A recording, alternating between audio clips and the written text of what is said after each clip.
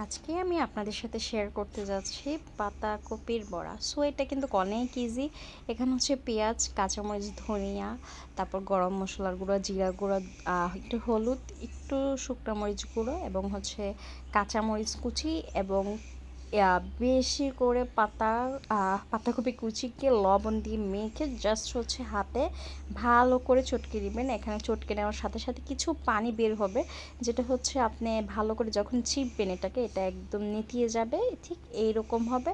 দেন হচ্ছে একটা ডিম ভেঙে এখানে দিয়ে দিবেন, সুন্দর করে ডিমটাকে একদম মিশিয়ে দিবেন।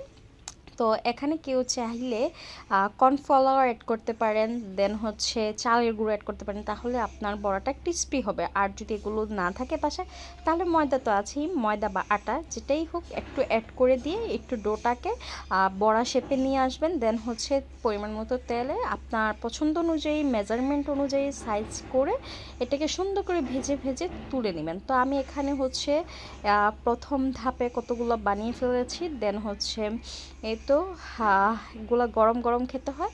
তো এটা সসের সাথে খেতে কী যে মজা, মানে জটপট নাস্তা, শীতকালীন খুবই মজা। একবার হলেও ট্রাই করতে পারেন, আশা করি ভালো লাগবে। আর